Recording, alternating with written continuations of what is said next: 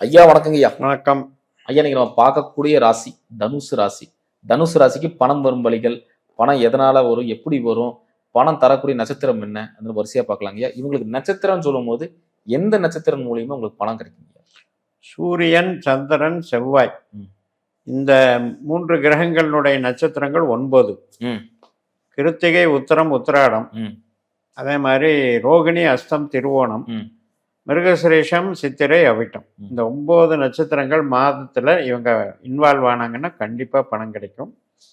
பணம் தரக்கூடிய கிரகங்களான இந்த 3 கிரகங்கள் வலிமையாக இருந்தால் இவங்க பணக்காரர்களாக இருப்பார்.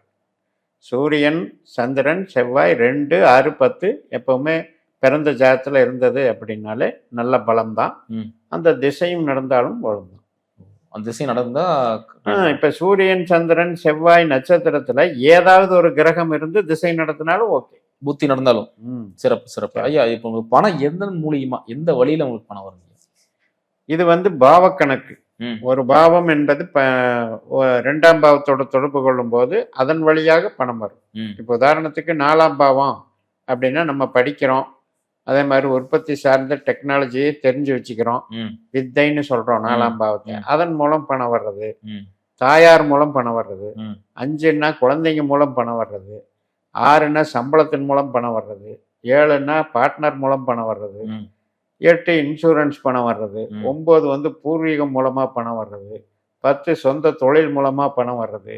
11ஆம் பாவம் 2ஆம் பாவத்தோடு தொடர்பு கொண்டால் நாம பேசினாவே நமக்குடைய சர்க்கிள் இருக்கு இல்லையா, நண்பர்கள், நம்மளுடைய சர்க்கிள் இவங்க மூலமாகவே ஒரு பணப்புழக்கம் இருந்துகிட்டே இருக்கும்.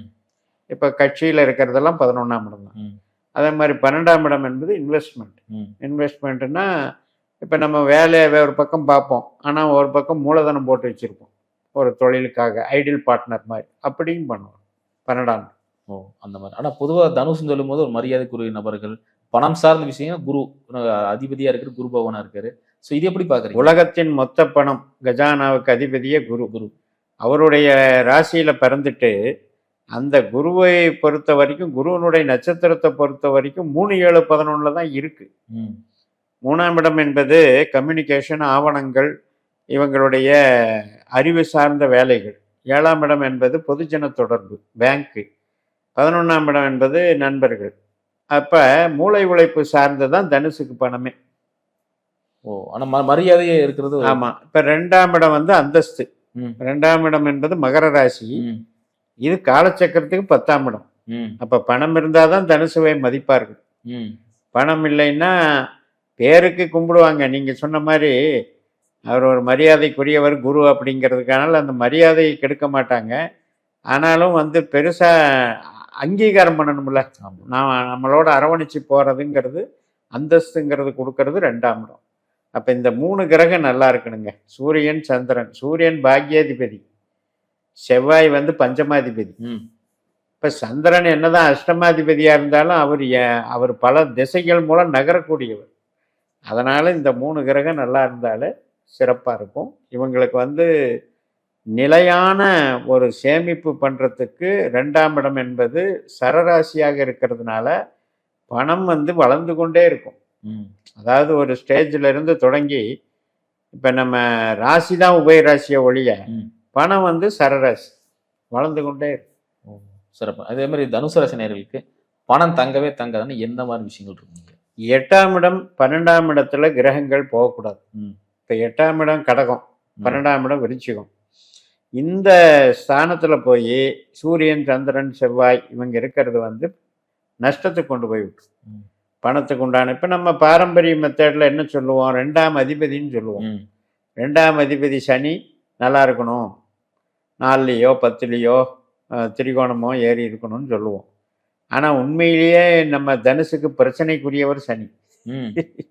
ஏனென்றால் 4, 8, 12 தான் அவருடைய நட்சத்திரம். அப்படி இருக்கும் பொழுது அந்த சனி எடுக்கிறது ஒத்து வராது. அதனால சூரியன், சந்திரன், செவ்வாய் 8, 12 போகவே கூடாது. அதே மாதிரி சனியுமே 8ல அவர் நட்சத்திரத்திலேயே இருந்தாலும் அதுவும் வறுமை தான். சனின்னா 8 வந்துச்சுன்னா எப்படி இருக்கும் பாருங்க. 8ஆம் நம்பருக்காரனே 8லயே உட்கார்ந்தா ஐயோ. அது கடுமை. அதாவது நிறைய பேர் கூலி தொழிலாளர்களாகவே இருக்காங்க வாழ்க்கை முழுக்க. ம் அப்போ அவங்களுக்கு வந்து அந்த உழைப்பு மட்டும்தான் ம் அந்த 8ஆம் இடம்ங்கிறது.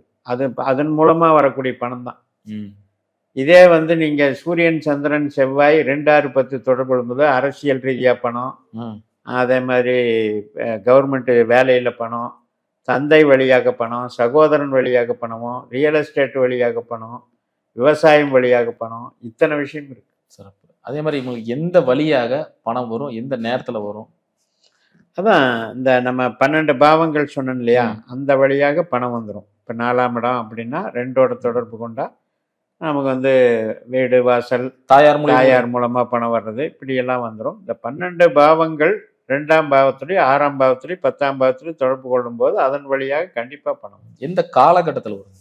திசாபுத்திகள் தான் தீர்மானிக்குது. ம் இப்போ நமக்கு நடக்கிற திசை எந்த பாவத்தை காட்டுதுன்னு ஒவ்வொருத்தரும் அவங்க ஜாதகத்தில் பார்த்துக்கணும். ம் இப்போ நம்ம தனுசில் பிறக்கிறோம் ராசியில், ஒன்று இதில் மூல நட்சத்திரத்தில் பிறந்தா கேது திசை ஆரம்பிக்கும். ம் பூராட நட்சத்திரத்தில் பிறந்தா சுக்கிர திசை ஆரம்பிக்கும். ம் இப்போ சுக்கிர திசை ஆரம்பித்து ஒரு வயசுக்கு வரும்போது 20 வயசு 24 வயசுங்கும்போது சுக்கிர திசை முடிஞ்சு சூரிய திசை வரும்போது சம்பாதிக்கிற பருவம்.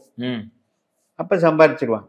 சூரிய திசை, சந்திர திசை, செவ்வாய் திசை 23 வருஷம் டோட்டலாக அது இவங்களுக்கு சாதகமாக அமைஞ்சிருது.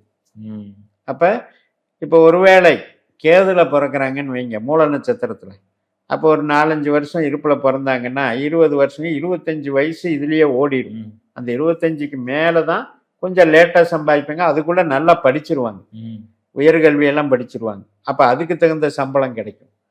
அவங்களுக்கும் சூரியன் சந்திரன் செவ்வாய் நடக்கும்போது அற்புதமாக இருக்கும். தனுசுக்கு என்ன ஒரு பிராப்தம்னா, தனுசு ராசிக்காரங்களுக்கு மிடில் ஏஜில் சம்பாதிக்கிற யோகம் எப்பவுமே எப்பவுமே. சிறப்பு.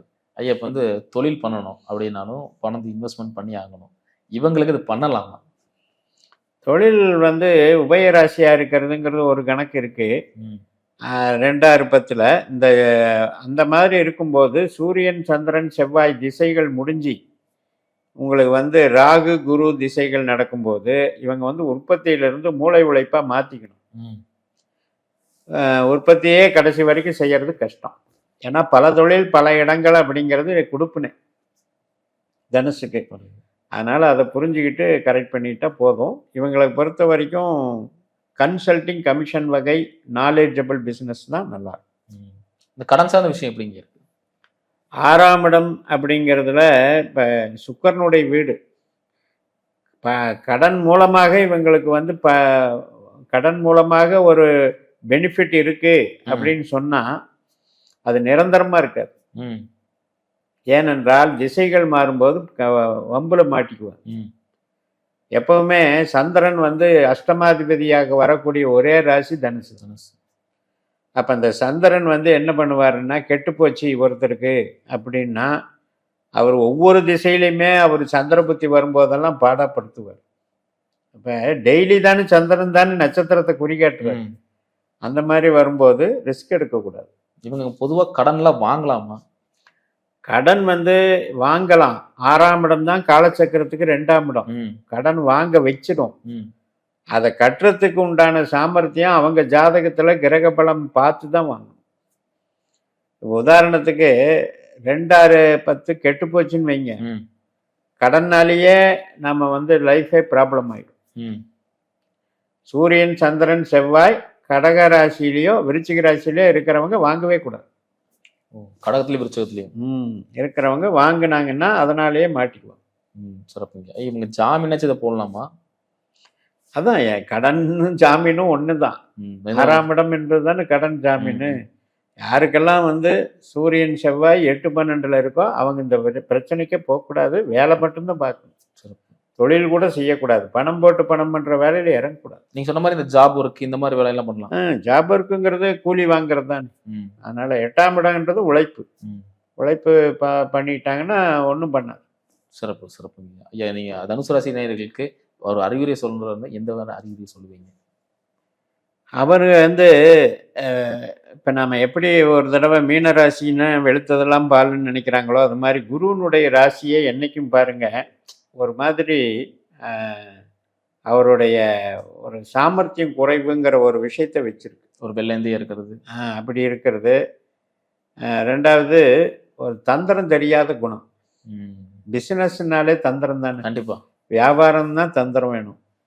நான் ஒழுக்க சீலன், அதே மாதிரி நேர்மையின் புத்திரன் அப்படிங்கிறது இருக்கிறது என்றைக்குமே நல்ல விஷயம்தான். ஆனால் அது ஆன்மீகத்துக்கு அருமையாக சூட் ஆகும். இப்போ ஒரு கோயில், நான் முதல்லயே சொன்ன மாதிரி ஒரு வாத்தியார், ஒரு கோயில் குருக்கள், அல்லது ஒரு மத பீடாதிபதி, உபதேசம் பண்ணுறவர், இது மாதிரி இருக்கிறவங்களுக்கெல்லாம் அவங்களுக்கு அவங்க தன்னிறைவு அடைஞ்சிருவாங்க. ஏன்னா விரும்ப மாட்டாங்க. நான் அதிகமாக எனக்கு ப்ரமோஷன் வேணும், எனக்கு அதிகமாக பணம் சம்பாதிக்கணும், இன்க்ரிமெண்ட் வேணும், அந்த விருப்பமே இருக்காது. கடமை இச்சை பலனை எதிர்பாராதுன்னு போயிட்டே இருப்பாங்க. அது தத்துவ ரீதியாக அது அவங்களுக்கு பொருந்தும். ஆனால் அதே பிஸ்னஸில் அப்படி இல்லை. கண்டிப்பாக வியாபாரம் என்பதை மார்க்கெட்டிங், போட்டியாளர்கள், காம்படிஷனோட மோதணும். அப்போ அந்த தந்திரம் தெரியாமல் இருப்பீங்களானால் உங்கள் ஜாதகத்தில் 2-6-10 வலிமை இல்லை என்றால் தொழில் செய்யாதீர்கள் என்பதுதான் என்னுடைய. அருமையாக சொன்னீங்க. மீண்டும் அடுத்த காலம் சந்திக்கலாம். நன்றிங்க.